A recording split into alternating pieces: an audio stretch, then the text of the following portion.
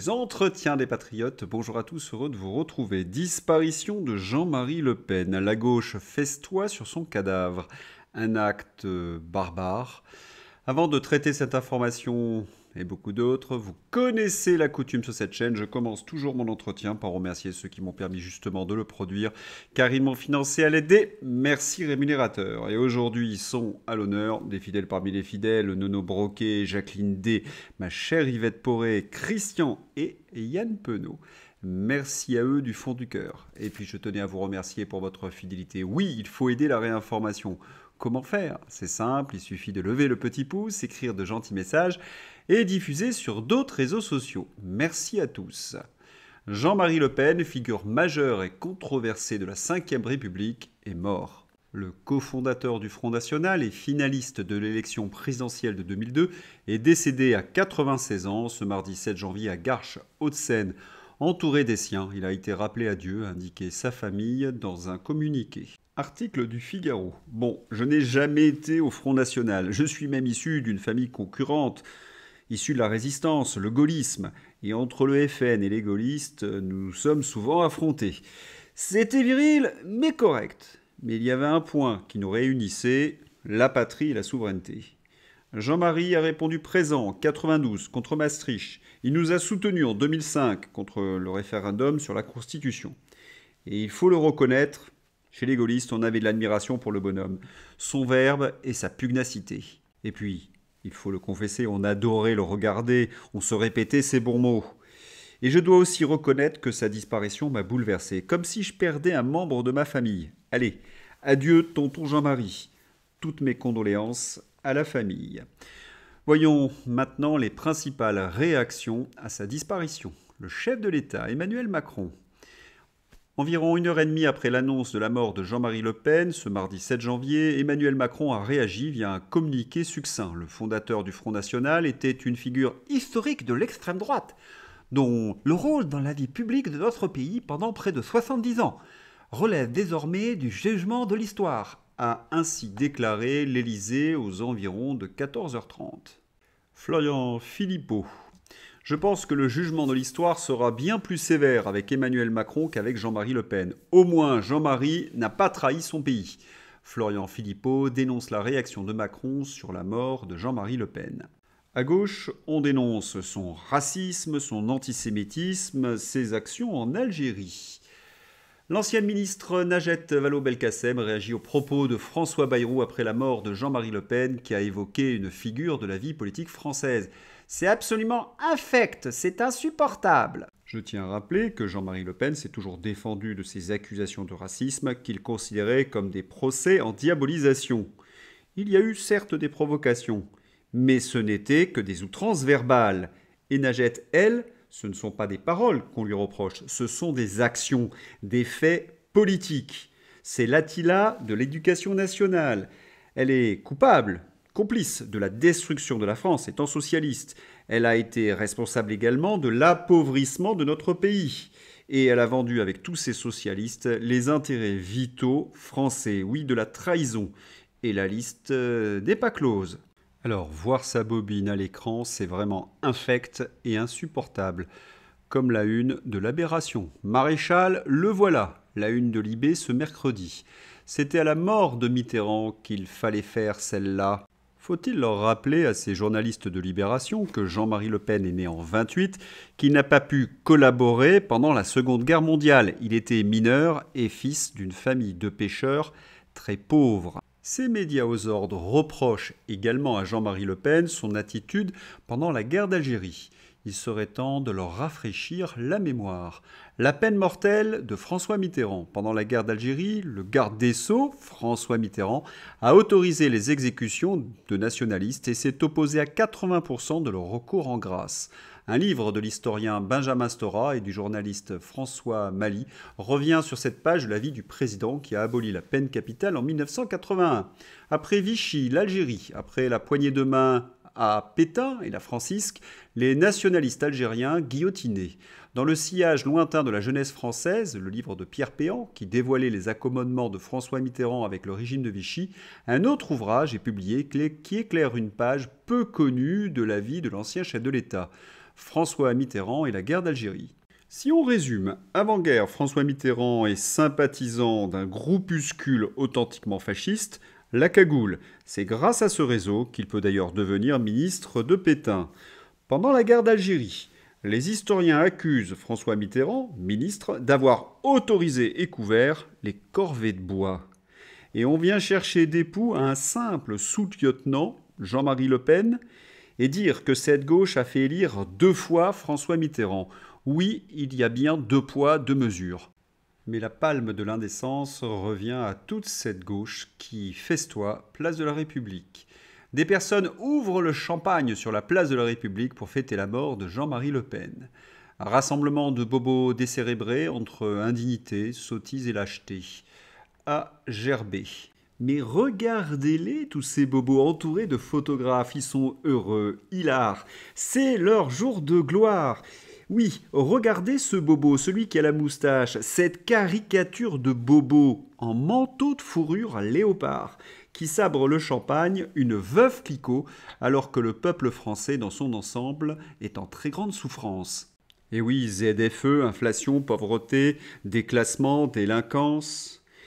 Et leur joie, ces bobos, la mort d'un vieux monsieur de 96 ans, son tort, à leurs yeux, d'avoir été le dirigeant d'un parti d'opposition qui n'a jamais eu le pouvoir et qui a lutté de toutes ses forces contre les ZFE, l'inflation, la pauvreté, le déclassement et la délinquance.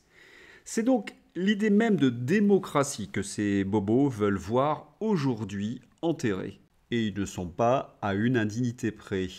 Le Front républicain, cette gauche donc, célèbre avec feu d'artifice et champagne la mort d'un homme, d'un vieux monsieur, et ce, le jour des 10 ans des attentats de Charlie Hebdo. Il va falloir du courage et de la dignité pour redresser ce pays, et surtout arrêter de céder face à ces gens. Bonne année, bonne santé, Jean-Marie est décédé. La foule s'amplifie sur la place de la République à Paris pour fêter la mort de Jean-Marie Le Pen.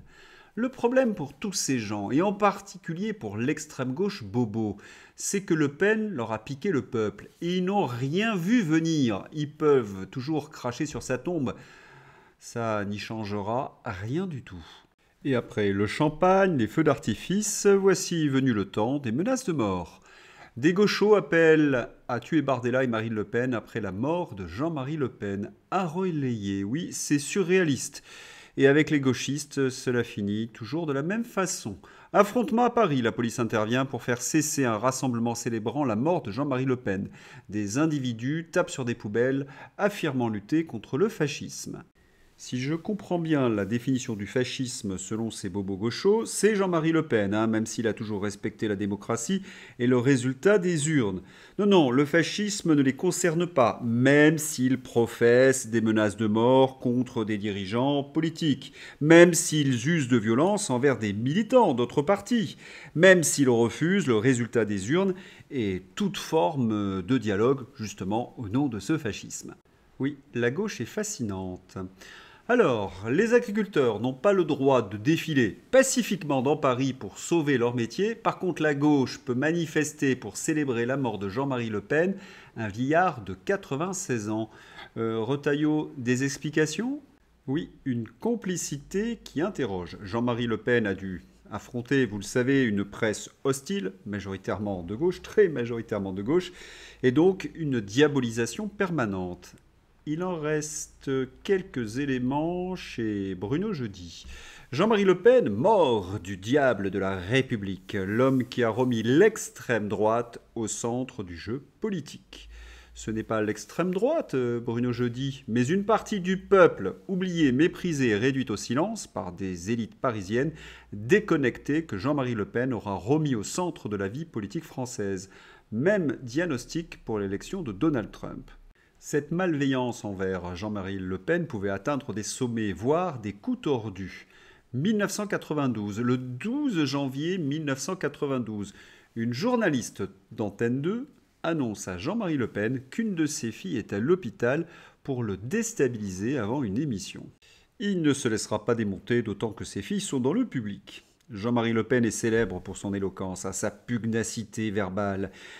il y a eu des scènes d'anthologie, notamment contre Danny Cohn-Bendit, oui, qui l'accusait au Parlement de Strasbourg. Jean-Marie lui répond qu'il n'a pas de leçon à recevoir d'un admirateur de petites filles et d'un complice de terroristes. Et quand on lui coupe son micro, il déclare « On est chez les bolcheviks ». Oui, ce fut succulent. Si vous voulez déguster cette scène, elle est dans ma description. Pour mémoire, suite à cet affrontement, Danny a été exclu des Verts allemands.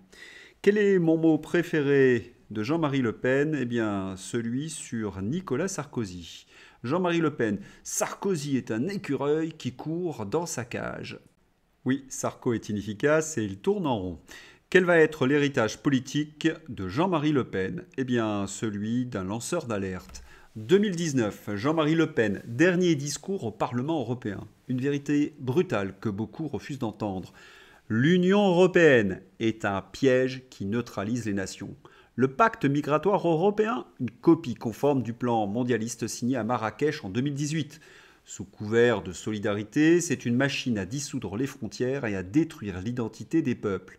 L'histoire jugera cette trahison et les responsables de cette impuissance devront rendre des comptes. 2018, quand Jean-Marie Le Pen alertait sur la submersion migratoire et ses conséquences face à un Gérald Darmanin qui défendait farouchement le droit du sol, même à Mayotte. Jean-Marie Le Pen en 2022. Les événements que j'avais prédits se déroulent et s'aggravent. La réaction populaire portera par conséquent les nationaux, les patriotes au pouvoir, en espérant qu'il ne soit pas trop tard. Oui, on l'espère. Pour clore cette page Jean-Marie Le Pen, je laisse la parole à Marc Doyer. Ça va lui faire une belle jambe à Jean-Marie Le Pen de vous voir manifester. Où étaient ces milliers de personnes pour soutenir hier les agriculteurs à Paris?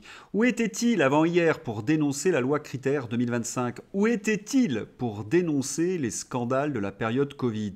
Oui, et c'est tout le drame de la France. Mark Zuckerberg terrorise tous ces bobos. Discours à la Musk et vision trumpiste, le nouveau visage de Facebook et Mark Zuckerberg. BFM sent que l'étau se resserre et que la propagande ne fonctionne plus. Hier, ils adulaient Zuckerberg parce qu'il censurait les dissidents. Aujourd'hui, c'est un trumpiste d'extrême droite, le bruit des bottes, etc., les heures les plus sombres de notre histoire. C'est en effet pathétique.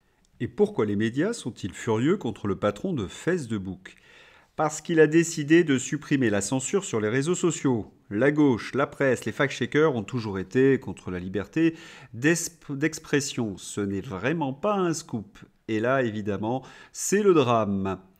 Pour rappel, pendant des années, Facebook a financé le travail de fact-checkers du monde entier, y compris en France, pour lutter contre la désinformation. Merci Pimpin de confirmer que Facebook vous payait pendant des années pour désinformer les Français. En même temps, il faut les comprendre, hein. Ils n'ont pas l'habitude de la liberté d'expression. Tristan Mendès France, voilà, Zuckerberg s'élonne Muskise. Dans une vidéo lunaire, il affirme qu'il y a eu trop de censure politique, qu'il y a un changement culturel, post-électoral, qui exige, selon lui, plus de liberté d'expression. Il va donc supprimer les fact-checkers qui collaboraient avec Meta. Collaborer, à mon avis, est le terme le plus juste. Les fact-checkers, que Zuckerberg dit être trop politiquement biaisés, seront remplacés par des community notes à la X. Les sujets genre et immigration ne seront plus modérés a priori. La question du genre étant allée trop loin. Il va revisibiliser les contenus politiques. Mais vous vous rendez compte, ceux qui sont capables d'écrire, ils avouent que des censeurs LGBT censuraient ceux qui émettaient des critiques sur leur dinguerie. Et ils avouent avoir participé à cette répression et qu'ils étaient même payés pour être des censeurs. Oui, c'est fou. Colère paysanne, suite, un message de Mercadal. Message assez urgent à l'attention des habitants de Meaux et tous ceux qui sont dans le secteur de Meaux en région parisienne. On a vraiment besoin de vous demain matin à 9 h au tribunal. Il faut qu'il y ait du monde, c'est vital. On a 3 de nos gars qui sont en garde à vue alors que les charges contre eux sont ridicules. C'est notre gouvernement directement qui veut leur faire payer leur entrée dans Paris. Il n'y a pas eu de blessés, il n'y a pas eu de grosses casses, il n'y a pas eu... Mais on a réussi, malgré un plan Vigipirate spécial contre les paysans, des millions d'euros dépensés par Retailleau pour nous bloquer, etc. On a réussi, avec l'aide de nos gars de l'Est, à entrer dans Paris malgré les forces de police, à aller jusqu'à la Tour Eiffel ce matin. Et du coup, c'est eux qui doivent charger. Donc il y a 3 gars de leur équipe qui a fait cette percée, qui sont actuellement en garde à vue et qui vont être jugés en comparution immédiate demain matin. Les amis, s'il vous plaît, si vous le pouvez, rendez-vous au tribunal de Meaux demain matin à 9 h pour les soutenir. Faites ça pour nous, faites ça pour la souveraineté alimentaire de ce pays. On va continuer à se battre. Je reviendrai vers vous avec le bilan de ce qu'on a fait, qui est quand même très positif, et on a appris de nos erreurs. Et j'ai pas mal de choses à vous annoncer. Allez, chats. Oui, soutenez la cause agricole et la liberté d'expression. Soutenez la santé des consommateurs et achetez le célèbre bonnet jaune qui fait enrager Bruno Retailleau. Confirmation de ce que je vous annonçais hier. Front au sud de l'oblast de Koursk, les forces russes poursuivent leur effort sur le saillant de Soudja en plusieurs endroits à la fois. Toutes les positions prises par les forces otano-kéviennes en ce début d'année ont été reprises. A-t-on des nouvelles de Titelman? Le Figaro, avec une semaine de retard, parle enfin des gangs de Pakistanais. Oui, le Royaume-Uni est rattrapé par ce sordide scandale. C'est pour cela qu'il déteste les réseaux sociaux, nous dit Philippe Murer, et qu'il rêve de les censurer. Le scandale des 250 000 jeunes anglaises fait trembler toute la caste qui n'a pas protégé ses enfants et qui a parfois protégé les agresseurs. Et cette protection est documentée. L'ancien policier John Miller a déclaré que l'ancien Premier ministre Gordon Brown avait envoyé une lettre à toutes les forces de police concernant les gangs de Pakistanais. On leur a dit de ne pas s'impliquer. Cette fois-ci, les travaillistes ne pourront pas s'en sortir. Anniversaire de la mort de Philippe Séguin. Le 7 janvier 2010 disparaissait Philippe Séguin, l'occasion de l'entendre à nouveau sur la souveraineté dont il prononce chaque syllabe pour bien dire le respect qu'elle lui inspire. Je vous mets une vidéo dans ma description. Il est temps d'ouvrir la page Fantasy avec Didier Maisto. D'abord, la news de LCI. Je vous en ai parlé il y a quelques jours. Le nouveau ministre de la Justice a été identifié dans des vidéos d'exécution de femmes. Merde alors, moi qui croyais que les macrono-républicains avaient trouvé des islamistes modérés et des extrémistes pragmatiques. C'est vraiment pas de bol. Faudrait que le petit instable, le poudré, aille en Syrie lui chatouiller la barbichette dans une stratégie ambiguë du biceps gonflable. Sandrine Rousseau, Sardine Rousseau. Georges Soros finance des politiques, des juges et des associations depuis 20 ans. Elon Musk a fait un tweet sur un politicien. Oui, c'est tout à fait ça. Géorgie, j'ai tendance à confondre les deux. Hier, je vous ai parlé de calendrier géorgien au lieu de calendrier grégorien. Toutes mes excuses. La présidente qui défendait la souveraineté de la Géorgie contre les partis pro-russes a déjà trouvé du boulot.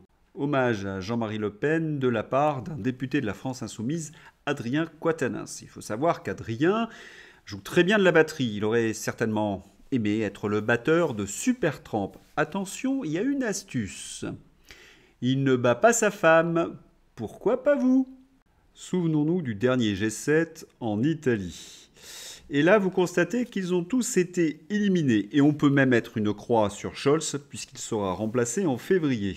Alors, à qui le tour? Pustula ou Emmanuel Macron? On va se quitter avec une phrase de Jean-Marie Le Pen. La première usine qu'il faut faire en France, c'est une usine à couilles. Voilà, c'est tout pour aujourd'hui. Je vous souhaite une excellente journée. À bientôt. Au revoir.